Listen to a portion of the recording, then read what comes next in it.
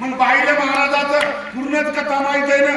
महाराजांना कपडा घेतला कुठं, रंग घेतला कुठं, पाणी घेतलं कुठं, आणि महाराजांनी धुनी पेटवली कुठं. हे बाई पुढे घडलं ना. मग बाई मुक्ती राहिली का?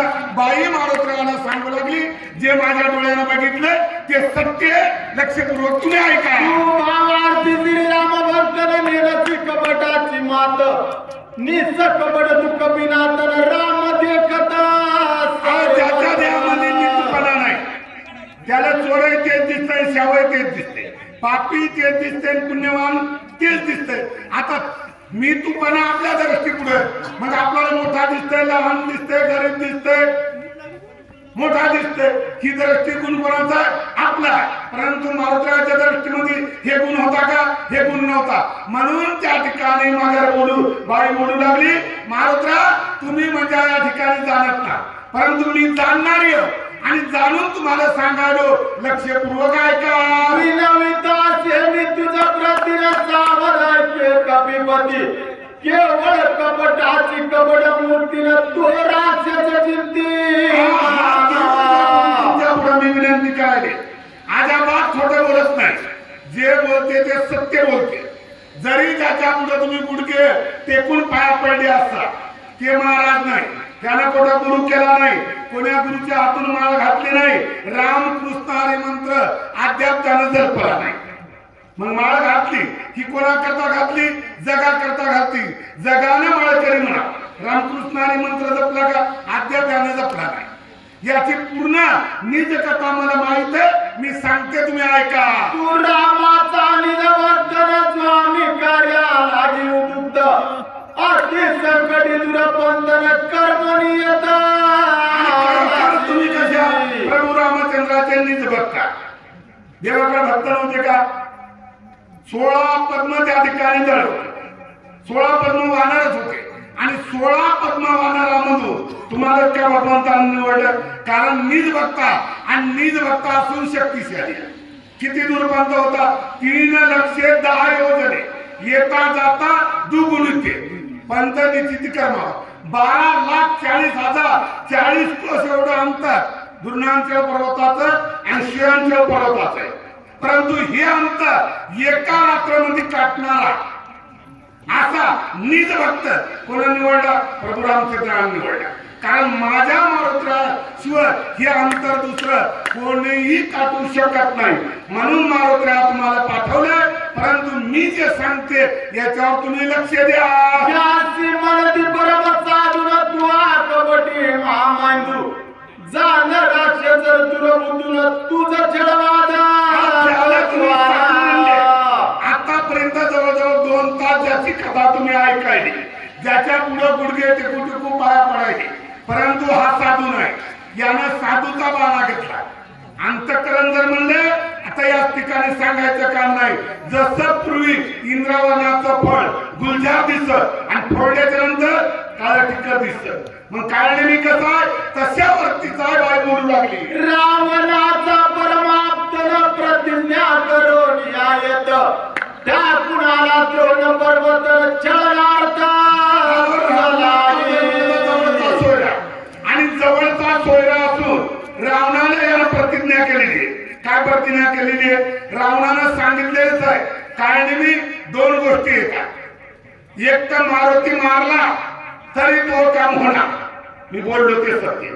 किंवा दिवस निघोसो न मारता मारुतीला गमवलं तरी काम होणार. मग कोणतं काम होणार? लंकेचं अर्ध राज्य मिळणार. ही प्रतिज्ञा रावणाबरोबर केली आणि प्रतिज्ञा साफ करण्याकरता म्हणजे खरी करण्याकरता तुला गमवण्याकरता येथे आला. काळ नेहमी राज्याचा ब्राह्मण रूपे तापस दरवण्याला तापस व्यसन अति दुर्दक्ष. हा जर माझा नीच येवणीमध्ये राक्षस येवणीमध्ये जन्माला आलेला, याने कुठलीही कथा माहीत नाही. जरी याने रामायण सांगला असत, ते कोणा सांगलं होतं? रावणाने याला सांगितलं होतं. एवढं जरी बोलला तरी मारुती गुंतल्या जाईल. मग हा खरा तपोसी आहे का? खरा तपोसी नाही, लटका तपोसी बनला. केवळ तुला फसवण्याकरता या ठिकाणी आला बाई बोलू लागली. याचा विश्वास धरी तिला चढल करील त्याला देशी चलनचे ध्येयाची विराची बहुमायाची जाण तू. आणि खरोखर मारुतीचा तुझ्या विश्वास याचा झाला मग बोलणं खरं जर नाही मानलं तर मी सांगतो ते खोटं होणार नाही. एक तर रात्रभर तुला गमवत दिवस निघोसोर जाऊ देणार नाही. आणि दुसरी गोष्ट जेणेकरून तो घातपात केल्याशिवाय राहणार नाही अशी बाई बोलू लागली. सर्व उदया सुबाणून तव गोवावा कपिनंदनु का मारावा सिद्धरून ऐसा परा. राजाला माहित नव्हतं का? माहित होतं. कारण ज्या वेळेस सासऱ्यानं शक्ती अंगान दिलती दान दिलती त्यावेळेस मायासुराला सांगितलं होती जावाई बापू ही अवतारी माणसावर जरी टाकली तरी त्याचा घातपात होणार. परंतु एवढंच आहे अवतारी माणसावर जर टाकली दिवसा टाकली आणि रात्र जर ओलांडली आणि दुसरा दिवस बघितला तर त्याचा घातपात होईल. रात्रमध्ये जर त्याच्या देवावर इलाज झाला तर न जाणून ते उठू शकत.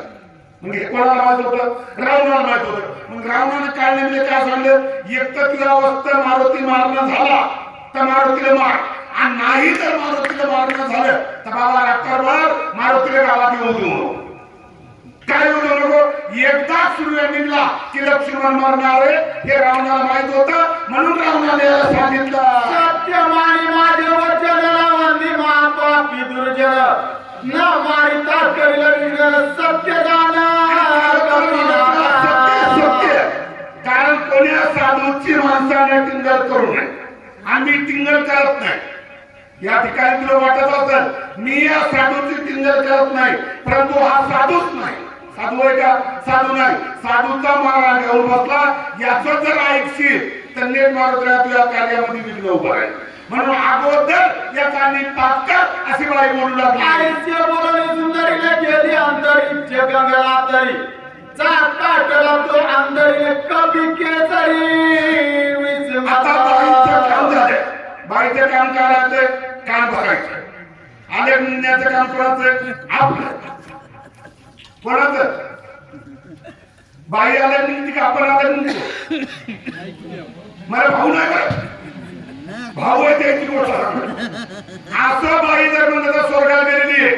मारुतीला खाली उभे राहिलेले येतात विचार करू लागले कारण या बाईतीने आपला परिचय नाही.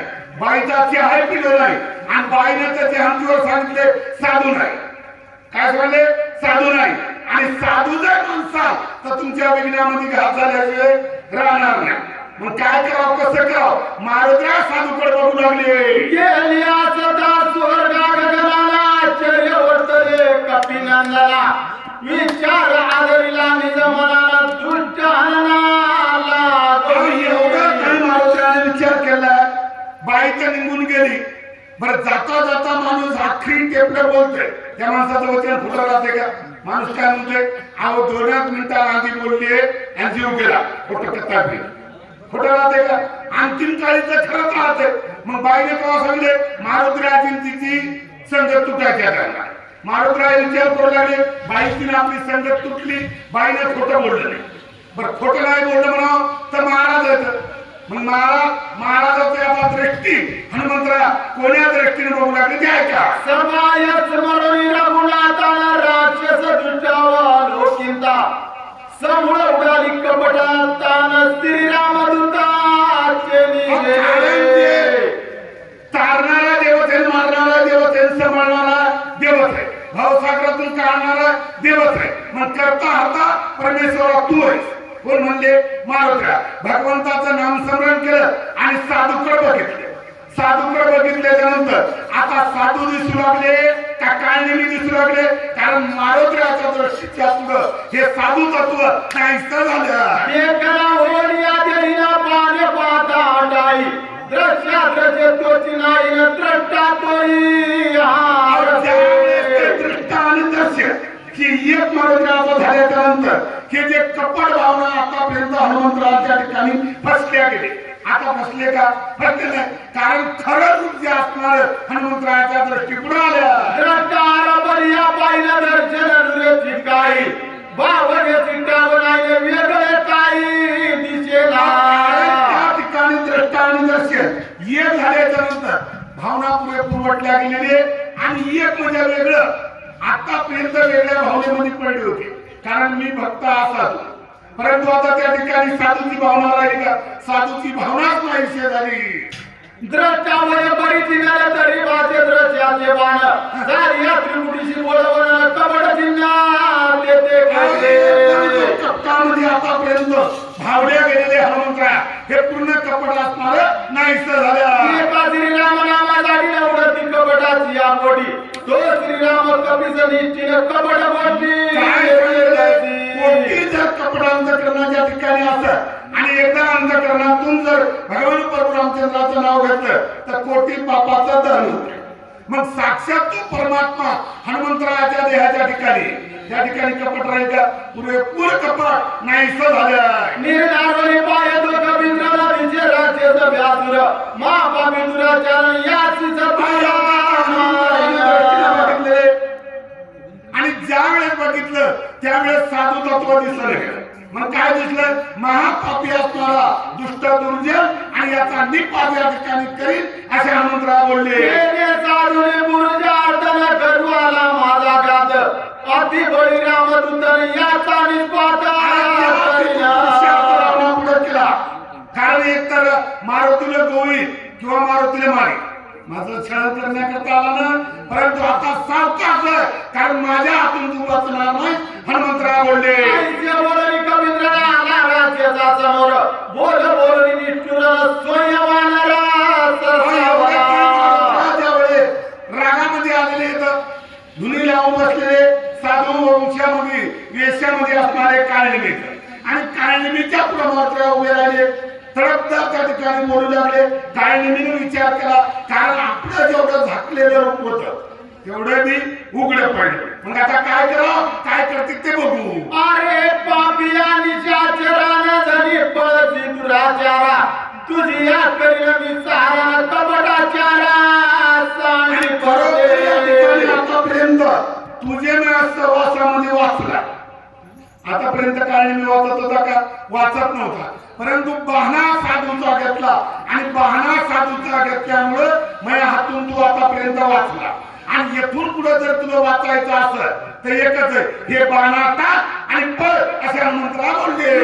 रूप धरून तापन करू आला चिचळलाच आता होई सावकाश करी उदास कार्य केलं. हे कोण्या वेशामध्ये केलं? ऋषीच्या वेशामध्ये केलं. परंतु आता ऋषीचा वेश टाकून दे.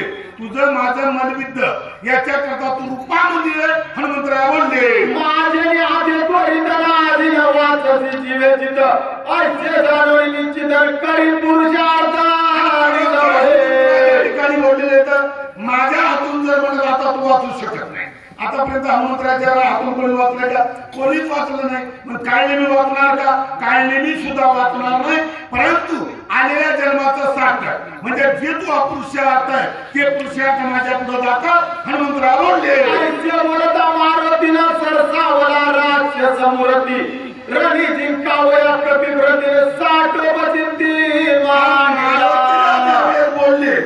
त्यावेळेस काळनिमीला सुद्धा कळालं नाही का? कळालं. कारण आपलं या ठिकाणी पातर उघड पाडण्याचं काम कोण केलं?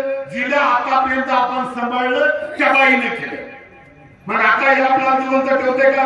ठेवत नाही. कारण गोसाळ्याच्या रूपामध्ये मारतोय आणि राक्षसाच्या रूपामध्ये मारतोय. मग त्याच्यापेक्षा गोसाळ्याचं रूप टाकून देऊ आणि राक्षसाचं रूप धारण करू. काळनेमी स्वरूपामध्ये आला. ऐकवाई कवीच्या उतरणा काळ नेहमी निशाचर धरित विकळ शरीर अतिव्यासुरा हनुमंतराय बोलले. त्यावेळेस काळनेमीने विचार केला कारण आतापर्यंत साधूच्या वेशामध्ये आपल्याला सांभाळलं. परंतु आता आपलं खरं रूप माहीत झालं. मग साधूच्या रूपामध्ये राहते का? राहत नाही. लगेच जर म्हणलं तर स्वरूपामध्ये आणि काळनेमी आला. स्वरूप जर म्हणलं तर आवे ठेवे आणि हे रूप जर म्हणलं तर त्यानं त्या ठिकाणी परिधान केलं. तसं योजने वाढला उंच नाड योजने पांच मातांचे उभारले कथन जैसे वृक्ष. आता या ठिकाणी कार असणारे नाथ महाराज सांगू लागले. एक योजन महाराज 4 कोसाचा, 10 योजन जवळपास 40 कोस आमच्या गावाला बसला झोपला. तर 1 योजन 4 कोसाचं, 5 योजन 20 कोस जर म्हणलं आडवा आता यातून विस्कोस दारा जमीन कोठरोग जाईल त्यातून एवढं जर म्हणलं तर झोपाय जागा आणि इतका जर म्हणलं तर लांब असं जर म्हणलं तर रूप जवळजवळ 20 कोस रुंद 40 कोस लांब एवढं हवे ढवे रूप काळनिमीनं परिधान केलं. आटईदारा समसमितन मासांचे चाकळे अंत चगळे असू ते नितळतन कैसा वासता म्हणलं तर समसमित होत्या. कशा समसमित होत्या आता आपल्याला खालून वरून जाता येतं परंतु त्या काळनिमीनं वरचे बोलतात होते आणि खालचे बोलत होते. मग सूळ जाताचा प्राणी काय खाते माऊस. मग काळनिमी काय खात होता माऊसच खात होता. 8 दाडामध्ये जसे आपण सुपारी चढला असे मळा मासाचे गोळे या दाडातून त्या दाड्यामध्ये चढत होता. होय आटळी मुबरेल कोणाला जायचे दगदगी तैंग तैसती सती नेत्र बोल अति विक्राळा शाळाला नमिनारा काळनिमी होता. काळनिमी साधा नव्हता. पहिल्याच भोळाला खोल होत्या. खोल भोळाचा म्हणून पा कसं पहिलेच वेगळे दिसते आणि त्याच्याला दिसते त्या माणसाचे डोळे तांबडे असतात. माणूस त्याच्या पुढे उभं राहते का. मग ही आकृती कोणाची होती काळनिमीची. एक तर भोळाला खोल आणि मधातले नेत्र लाल सुरू असे दिसू लागले. जैसा मेघ गडगडीला तैसा निचार गर्जनाला कोलीत घेऊन जाऊन लाला हनुमान दृष्टी आवाज गर्जना करते गडगड करते ना. असा जर म्हणलं काळनिमीचा हे कंठ असणारा त्या ठिकाणी आवाज देत होता. एवढंच नाही ज्या लाकडाची धुनी लावली होती आतापर्यंत धुनी आणि साधू होता. मग काळनिमीने काय उचललं तेच लाकूड उचललं इष्ट्याचं आणि हनुमंतरायावर धावत आला. प्रतापने बहिणीच्या चरीला व्यंग्य काढली कपिकेसरी दहा योजने गगनांतरीने उसळवली दुरी पंत्रामध्ये आला. मग हनुमंतराच्या वेळेस एवढे भीमरूपामध्ये होते का नव्हते. मग आता माणूस काय म्हणते जैसेले तैस. मग जसा काळनिमी तसेच हनुमंत जर झाले का काळनिमी पेक्षा बी 10 पट उत्साह असणारे हनुमंतराया गेले. जैसा तापला हा गोळाला तैसा पडतला गोळांमुळ सवेग चालीला सबळ जैसा कलोळा गणिता कारण हनुमंतराय आले अतिशय राग आलेला. जवळपास 2 तास वेळ गेलेला. 2 तास वेळ तेव्हा काढावं लागते सकाळी काढावं लागते. मग तुम्ही सकाळी विचार करता गावाली तितक्या लांबून लोक बनवली आणि एखाद्या पळवास लागला हो काहीच कळालं नाही. मग यायला वेळेचे भान ठेवावं नाही ठेवावं लागते. मग वेळेचे भान करून ठेवले मारत राहा. कारण याने आपले 2 तास खाल्ले. 2 तास आता उगवायचे.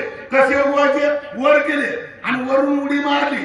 जसं दिसड्याच्या आयरने पुढे आपल्या भाट्या पुढचं लोकांना उचला आणि आयरनीवर ठेवा. जसं लाल तंबू दिसते असे मारुत्या गर्राले आणि छातीवर आदळले. लक्ष्मी आणि जातीराना उडी घातली सत्वर झाले सतचूर्ण शरीर कपिवारावरी पहिल्याबरोबर 10 इंद्रिय कामात तुर होते. एकही इंद्रिय त्याचा गलित नव्हता. परंतु प्रकार असा झाला 9 मडक्याची उतरण असा. आता बऱ्याच मावलेलं मग उतरणच माहित नाही मात्र काय काय मावलेलं माहित आहे. आणि बुडाच्या मडक्यावर टाकलं. किती मडके शाबूत उडतील बरं जाऊ द्या. मडके पिकलेली टमाट्याची डाळ घ्या आणि रोडवर उठा. किती टमाटे शाबूत निघते एकही निघत नाही. मग ही अवस्था कोणाची झाली काळनिमीच्या देहाची. तरी राज्याचा दुर्वळीला कंदे दिली आडोळी कभी तुझी उद्या सगळी मी रांगोळी करीना. हात पाय मान मनका सगळं त्याचं गलित झाले. माणसाचं काही चलत नाही परंतु मुख बसत नाही. महाराज माणसाचे पूर्ण आयोग बंद पडते. डोळ्याने दिसत नाही कानाला ऐकू येत नाही पायाने चला येत नाही हाताने काही धरा येत नाही तरी म्हणते तू झोपा. वाटत उभं राहून काय म्हणते तू पाहतोच एकदा हाय का कोणता तरी आयोग जागी. मग ही अवस्था कोणाची काळनिमीची. पूर्ण गलित झाला तरी मारुतीला म्हणू लागला तू बघतोच. आयुष्य बोलता राज्यजन भूमी आदळला कर्कज निधा उठीला बहुवचन पर्वतेचा दनाळ्या पायाला ठरले आणि गडगड फिरून आदळले. कारण पूर्वी लोक ताक आदळत पाण्यावर गडगड फिरून कारण ताक धुतल्याच जात. मग मारुतीला काय आदळले काळनिमीच्या पाया धरले, गरगर फिरवले आणि जमिनीवर आदळले. भीक पडल्याच्या नंतर किती घरचे लोक जागे होते? एका घराची भीक पडू द्या. घर किती जागे होते? 5-7 घर जागे होते. तर मग ज्या पर्वतावर काळनिमी आदळला ते पर्वत कसा झाला? भूकंप झाला, खिलारी बाजा आल्या आपल्या घरातल्या इकडे. ही अवस्था दुर्गांच्या पर्वतावर झाली. शब्द झाला त्याचं उठवणं गंधर्व होते निद्रिस्त. ते उठवणी ते तन सैरा धावत पर्वतावर उठले. त्यानंतर 14,000 असणारे इंद्रदेवाचे गंधर्व होते. 5 मनाची सुडी असेल तर 3 माणसं दाबली राहतील. मग ज्या पर्वतावर मेलेलं माणूस उठत होत अशी दिव्य औषधी शल्ये विशल्ये नावाची होती. मग इंद्रदेवांची व्यवस्था ठेवली होती का? नव्हती. 14,000 गंधर्व तिचं रक्षण करत होते. एकदाच ते गंधर्व उठले आणि सैरावया धावू लागले. घेऊन या छत्र छत्र पर्यतंत्र रात्र पर्वताचं आणि वलीचं रक्षण करत होते. परंतु एकाएकी पर्वतावर एवढा दणका उठला म्हणजे कोणी नाही कोणी आपल्या पर्वतावर वली नेण्याकरता आला. मग कोणाच्या आता भाला असेल, तलवार असेल, गुप्ती असेल, जे जे शस्त्र होतं ते शस्त्र घेतलं आणि पर्वत शोधू लागले. वर्षात आधी शस्त्राच्या निसी माझी चोरी गंधर्व एकटा माणूस, एका माणसाच्या पुढे महाराज 5 माणसं होते. 5 माणसाचं बोलणं जास्त होईल का एका माणसाचं होईल? 5 माणसं म्हणजे 14,000 येतात. काही हाणू लागले, काही बोलू लागले. परंतु महाराजांनी विचार केला आपण एकटी आणि एकटे असून स्वामीचं कार्य करायचं. भांडण केलं तर कार्य शोधायला जात नाही. मग आपल्याला भांडण नको. नम्रता हनुमंतराला बाळगू लागली. मध्यरात्री का आलासी परवंती सैरा विचारतील आज्ञा कोणाची विचारणार झाले ना. आता आपण येता आल्याच्या नंतर गावाला विचारणार तुम्हाला कोण फोन लावला सांगावं लागेल ना. फलाण्या देशमुखाचा फोन आला म्हणून बाबा तुमच्या गावात आलो. शेफ्टीला तरी आलो. आणि शेवटी गावाले सकाळी मंत्रीला तुम्हाला फोन कोण लावला? कुठल्या गावचं नाव सांगायचं पैसे देत नाही. लांब जर गावचं नाव सांगितलं तर 200 रुपये जास्त टाकते. आणि कळमच्या जवळ म्हणजे माहिती तर सांगावं लागेल ना. मग तसे ते महाराष्ट्राला विचारू लागले बाबा तू कुठला आहे आणि कुठून आला, काय करायचं आणि कशा करता? बरं त्याच्या दिवसाला मी चौकशी केली नसती. रातच्या 12 वाजता 12:15 झाला नाही. आणि 5व्या देते हरिभक्त पारायण लेपुळे मला एक वही आपण ऐकण्यासाठी बसतो. कवा नंबर लागेल तिला असो निसी मध्ये तू विचारची गिरीची करी पर्वताकार शरीर कोण धरेवरी पडला. रात्रीमध्ये कोणाला विचारलं नाही. स्वतःतल्या वावरामध्ये माणूस जसं चक्कर टाकते असं तू चक्कर टाकायला म्हणजे पर्वतच तू समजू बजावू दे की चक्कर जाऊ दे. हे कोण मारलेल्याचं नाव नाही, गाव नाही आणि माणूसही लहान नाही. मोठाचा मोठा माणूस मारून टाकला आणि याचाही काही पत्ता नाही. असे गंधर्व मध्यरात्री विचारत आहे तस्कर जर आपण बरोबर माहिती नाही सांगितली तर गावामध्ये मध्ये बाबा दिवस निघून सूर्याला कोण टाका बांधून पकडला. कारण पहाटे याचा पता लागतो. आता हे बाबा आहे. मग मारुतीची कथा काय झाली? तीच झाली. गंधर्व मंडळी आता विचारू नका, धरा बांधा फक्त या ठिकाणी टाकून द्या कारण सकाळी पता लागतंय.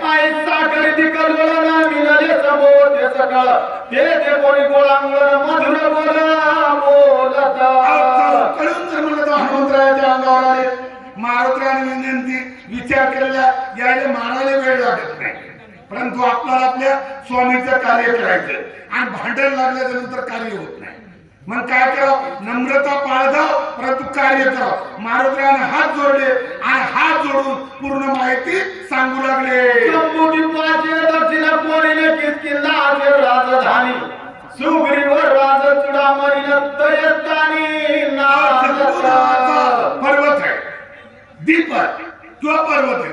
त्या पर्वताच्या एका बाजूला किष्किंधा नावाचं नगर आहे आणि त्या किष्किंधा नावाच्या नगरामध्ये सुग्रीव नावाचा राजा आहे आणि राजा असा चुडामणी, कारण ज्यानं पुरेपूर आपलं प्रभू रामचंद्राला अर्पण केलेले. असा जर म्हणलं तर नरवीर चुडामणी. त्याची सखे श्रीरामेश्वरा स्वामी मानी श्रीरामाचे तन मन अर्पिले भक्तीचे वानराची अति रामाला शरण गेला. त्यावेळेस मनात काय हंता धरली का? कसल्याही प्रकारची हंता धरली नाही.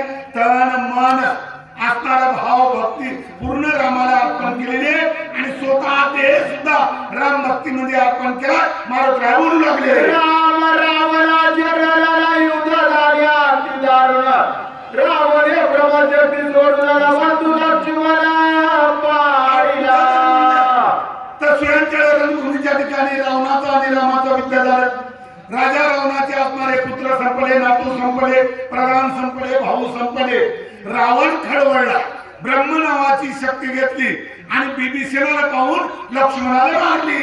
वाचू आवया सोमित्राजीला नेऊ आलो औषधीची, विघ्न न करावे आमासी नमन तुम्हासी. पाया पडले आणि सांगले लक्ष्मणाला उठवण्याकरता एकमेव जन्मदा जाणकारानं वली सांगितले. कोण्या जाणकारानं सांगितली? महान जाणकारानं सांगितली. शल्य विशल्य नावाची जर वली आणली तर खरोखर लक्ष्मणाच्या देहाला लागलेला घाव आणि घावाची जी वेदना हे दोन्ही नाहीशी होती आणि झोपेतून माणूस उठाव असा लक्ष्मण उठत एवढी माहिती सांगितली. म्हणून ही वल्ली नेण्याकरता आलो, मला तुम्ही विघ्न करू नका असे हनुमंतराय बोलू लागले. उद्या एका गवतीला प्राण जाणील उर्मिलापती, म्हणून औषधी मध्ये रात्री निवडीची ती रात्रीमध्ये का आली? परंतु रात्रीमध्ये एकच कारण आहे, दिवस निघल्याच्या नंतर लक्ष्मणाचा प्राण जाईल. मग वली रात्रीमध्ये न्यावाच लागते आणि नेण्याकरता मी आलो. सुग्रीव सगळं श्रीरामाचे किंकर, माझे नाव हनुमान वीर मार्ग सत्वर. अनेक असणारे गावाचे गावाद्वार असते असे महान वीर रामाचे किंकर झाले आणि मी एक म्हणजे रामाचा सेवक देवाला हनुमंत नाव आहे. स्वामी कार्य साधिता पूर्ण सर्वदा करुणाय विघ्न, पुढील आजी करिता चरण श्री रघुनंदन. काम करत असत तर आपण त्या गड्याचे कान भरून मालकाच्या कामाचा धिंगाणा करू नये, कारण पाप लागते असे हनुमंतराय बोलू लागले. आजच्या बोलता कधी केसरी गंधर्व सरसावले वारी, केवळी राम सुग्रीवाची तोरण औषधी रात्री. नंतर पुरेपूर अंतेले लोक महाराज भरून घेते आणि ज्याच्या देहामध्ये अंत आहे ते लोकांचं ऐकत नाही. काय ऐकत नाही? अंतेने देह भरलेला राहते. मग गंधर्वाची अवस्था काय झाली? पुरेपूर अंता होती आणि अंतेमुळं हनुमंतराला बोलू लागले, काय तुझ्या स्वामीची थोडी सांगा, एवढं तुझा स्वामी मोठा आहे का? असे आगळ तगड हनुमंतराय पुढे बोलले. सकळ सैन्य सरसावलेला मारा वया सिद्ध झाले, गदा परिगत गट वाले वरचू लागले. त्या ठिकाणी असणारे 14,000 वीर हनुमंतरायाच्या पुढे सिद्ध झाले. मग कोणी काठी आणत असत, कोणी गुप्ती आणत असत, तलवार आणत असत, अनेक प्रकारचे शस्त्र जिंकून जिंकून हनुमंतराला फेकून मारू लागले. चौपाची दावली जरा होता गंधर्व आडला, आकडा वया बाणाला करीत करा पूजा. आपल्या स्वामींचे कार्य करण्याकरता मारुत्र्या तत्पर होते तसे गंधर्व होते.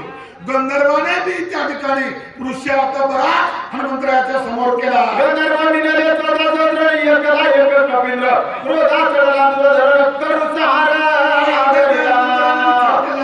14,000 लोक आहेत आणि मारता मारता रात्र जाईल, स्वामीचं कार्य होणार नाही. मग काय करायचं? भयानक रागाला हनुमंतराला आणि 14,000 लोकांना कशा प्रकारचे हनुमंतराला मारते ध्यानपूर्वक लक्षपूर्वक तुम्ही ऐका. रुपये वाढला लागलेला रोगे धरकती संपूर्ण, भयानक दिशेची कपिंद्र जाणार कवळला. त्या ठिकाणी धारण केलेले देहावरले केस असणारे पूर्ण रोमांच टाईट झालेले आहेत. लाल तंबूर हनुमंतराचे डोळे त्या ठिकाणी दिसू लागले आणि गंधर्वावर हनुमंतरा असे खवळले. एक मुठी गाजे मारिले, एक दातान तळी रगडिले, उरले ते कुठी बांधिले, मगा पडिले. कारण वानराचा मारा आपल्याला माहित आहे. वानर खातावल्याच्या नंतर वरखडतय बी दातानं किचकतय बी. मग अशा प्रकारचे हनुमंतरायानं सर्व गंधर्वाला मारले. काही उरलेले गंधर्व पळू लागले. परंतु हनुमंतरायाने आपल्या शक्तीला सांगितलं, सर्वाचा भारा बांधला, घर फिरवला आणि निपर जागी भारा आदळला. एकतरी वाचलं का? सर्वाचा निपात. एकच वेळेचं वर्ण मारिले 14 चंद्र, केला राम नामे ओंकार विजय कपिंद्रा. गंधर्वाचा जन्माला निपात झालेला आहे. लगेच मारुतीला विजय झाले. जय प्रभू रामचंद्राच्या नामाचा एकमेव त्या ठिकाणी गजर करा. पर्वतावर हनुमंतरा वली पाहण्याकरता निघले. त्याचे मुखी नामस्मरण विघ्न त्याचे वंदिचर, काही काळ सोय आपण नित्य नमन त्याची. जय राम श्रीराम राम राम. राम नाम ज्याच्या मुखामध्ये यम त्याच्या पाया पडते. मग महाराज आपल्या आत्म्याला कोणी नेऊ शकत का? कोणीही नेऊ शकणार नाही. हनुमंतरायाच्या ठिकाणी देवाचं नाम होतं. महाराज विजयी झाले. आईचा नामदार कबीरना विजयी झाला. कपिंद्र नामे गडवणी सत्वर औषधी वारा. कारण रात्रंदिवस जय राम श्रीराम राम राम. राम नामाशिवाय दुसरं जाणणारे नव्हते. म्हणून भगवंताचे अधिक भक्त हनुमंतराया विजयी झाले. आता पर्वताच्या ठिकाणी गेले. कशा करता? वली पाहण्याकरता. परंतु वलीने चढ मांडलं. पूर्व पश्चिम उत्तर दक्षिण आग्नेय निरुते वायव्य ईशान्य 8 दिशेला वली पडल. परंतु चातुर्सूच्य या ठिकाणी पुरेपूर आपल्याला सांगतील. प्रभू रामचंद्र भगवान की जय.